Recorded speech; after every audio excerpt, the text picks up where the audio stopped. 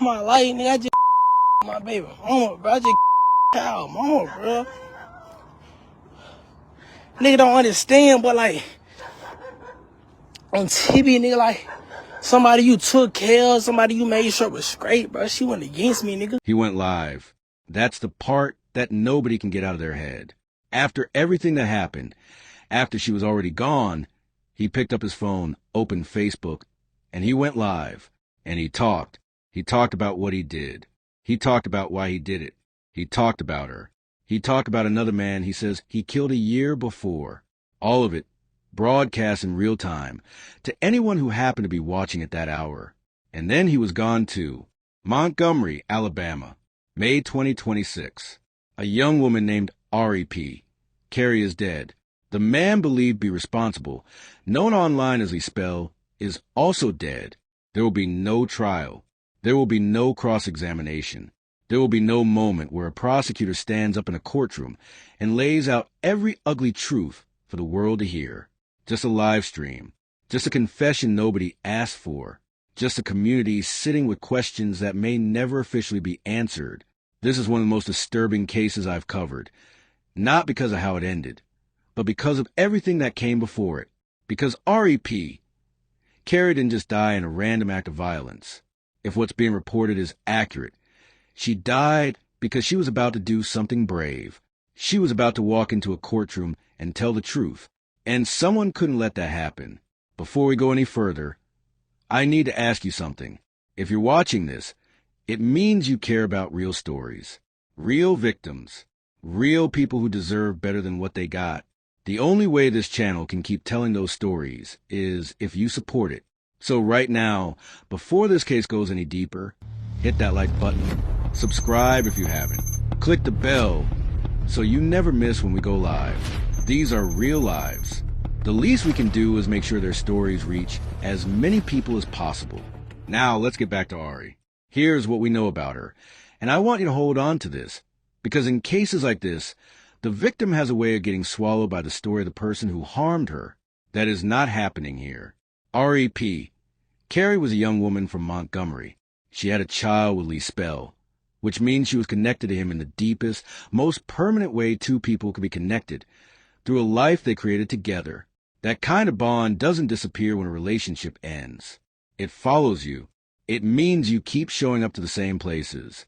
It means your lives stay tangled even when you wish they weren't. And in cases involving domestic violence and coercive control, that tangle becomes a trap. What we're told is that at some point, Kari made a decision. She went to detectives. She talked. And according to Lee Spell himself, in his own words on his own live stream, that decision is what cost her her life. Let's slow down here, because I don't want you to miss how significant that is. R.E.P. Kari allegedly went to law enforcement and gave information about violent crimes. Murders. Not a petty dispute. Not a noise complaint. Murders. That tells you something about the weight she was carrying. You don't walk into a police station and start talking about homicides unless you've been sitting on that information for a while. Unless it's been eating at you. Unless at some point your conscience became louder than your fear. And make no mistake, there was fear. There's always fear in situations like this. When you're connected to someone through a child, when that person has demonstrated a capacity for violence, when you know things that could put him in prison for the rest of his life, you understand exactly what's at stake if you talk. Kari knew, and she talked anyway. That is not a small thing. That is enormous. That is the kind of courage that most people watching this right now will never be asked to have. According to what's been reported from the live stream, Lee Spell claimed that Kari was scheduled to testify in court, and that the court date was coming up fast. Monday, specifically, is the date that's been mentioned, which means what happened to her didn't happen in a moment of rage or impulse. Think about that. If the timeline holds, he knew about the court date. He knew she was going to testify. He had time to think, time to plan, time to make a choice. And the choice he allegedly made, again, according to his own words, was to lure her. He reportedly admitted that he invited her over under the pretense of intimacy. She was willing to testify on me, fool. I'm talking about on a murder case. She ain't got no knowledge of, fool. She went and told these folks I came to the house throwing up. Nigga, I shot so many niggas. I shot so many niggas, ain't no reason for you to say I went and throwed up, nigga. How many niggas done felt this bitch? I ain't throwed up. I ain't throwed up, nigga. Done felt this bitch so many times. Today, bro. You hear me? Man, cuz, listen, bro. If y'all niggas come down this bitch out, if you fuck me, I love you, cause yo, it ain't gonna be no more, bro. I can't live with knowing I did no shit like that. I can't live with knowing that I whacked up for trying to go against me, bro. They go lie. Nigga, I took care of my child, nigga, on TB. Nigga, I took care of my child, nigga. She ain't did nothing. She ain't buy my child no clothes, or shoes, or nothing. Nigga, I bought all that. I ain't no guy, nigga. I don't want none of my homeboys getting on their bitch acting like I'm a guy, nigga. I ain't no guy, nigga. TB, nigga, so many niggas dead right now. On my baby, Gabriel Williams, whatever his name is, I whacked him on TB, nigga, 2 shots. I made the first, I hit him in the head, the second shot, nigga. TB, nigga. Whack. A private moment. Something that would have felt, to her, like maybe things were okay. Maybe they were in a decent place. They shared a child. These things happen. People in complicated situations sometimes slip back into familiar comfort.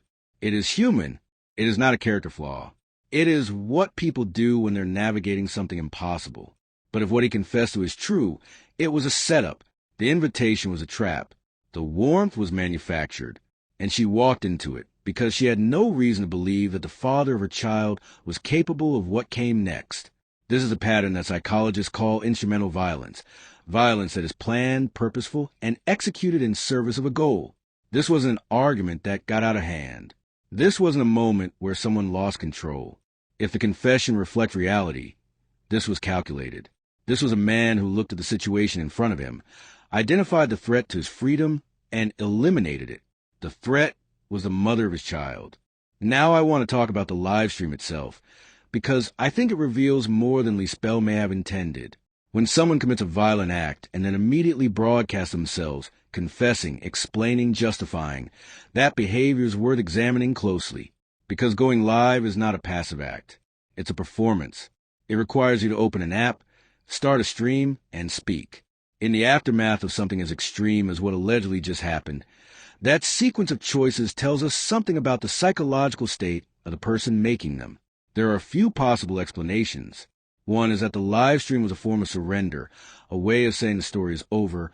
I'm not running. Here's what I did. Another possibility is that it was about control throughout this entire situation. The one thing Lispel could not control was Ari's decision to talk. She had already made her choice. The court date was days away. His ability to shape the narrative was slipping. Going live, confessing on his own terms, in his own words, with his own framing, may have been a way of reclaiming that control one final time, of making sure his version of events was the first one people heard. And then there's a confession about Terrell Fuller.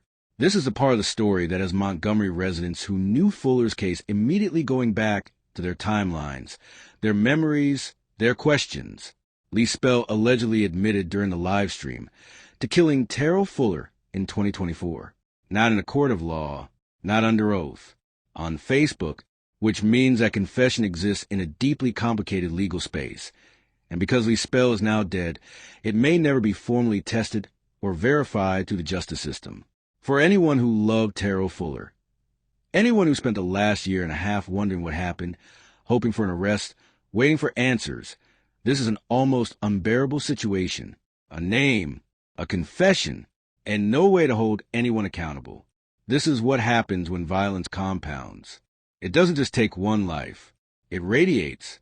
It leaves fractures in every family, every relationship, every community it touches. And it leaves the people left behind holding answers that don't fully satisfy, because the person who could be made to answer for them is no longer here. What I keep coming back to is Ari, because in a story this chaotic, in a story with Facebook Live confession, and a second murder revealed, and a community processing shock in real time, it would be easy for her to become a detail, a name attached to someone else's spiral. And she was not that. She was a woman who made a decision that took everything she had. She looked at what she knew and she chose to tell the truth. She chose the right thing. And the system, whether through gaps in witness protection, through the sheer speed of events, through something that failed somewhere, did not protect her before Monday came. So where does this leave us? Montgomery is grieving, not just Ari, not just the Fuller family reopening old wounds. The whole community is sitting with something that doesn't resolve cleanly. There is no verdict. There is no sentencing. There is no courtroom moment where someone looks the victim's family in the eye and is held to account. There is a live stream. There is a confession nobody officially accepted. And there is silence where answers should be. Law enforcement still has work to do here. Even with Lispell gone, investigators are expected to review the digital recordings from the live stream, trace the timeline of events, examine any prior domestic violence history, and determine whether Ari's death can be officially connected to what he confessed to. The Terrell Fuller case will likely be re-examined as well. A confession, even an unverified one, even from someone who is now dead, changes the direction of an investigation. It opens doors. It surfaces questions that hadn't been asked before. But here is the harder truth. For the people who loved Ari, official findings don't bring her back. They don't undo the fact that she trusted a moment of closeness that turned into something monstrous. They don't undo the fact that she was days away from a courtroom where her voice would have mattered, and she never got there. I think about the weight of what she was doing. Most people never have to make that calculation. Most of us will never sit across from a detective and decide whether to hand over information that could get us killed. Ari made that decision. She went through with it. She was almost there. Almost. This case raises questions that I want to leave with you, because I think they matter beyond Montgomery.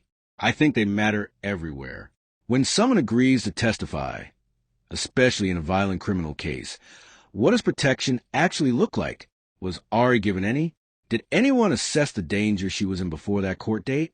Or do we only ask those questions after the worst has already happened? And what does it say about the psychology of someone like Lispell, who, rather than flee or disappear or fight the charges, chose instead to remove the person who was going to speak? What does that tell us about how certain people calculate worth? About who they see as a threat versus a person?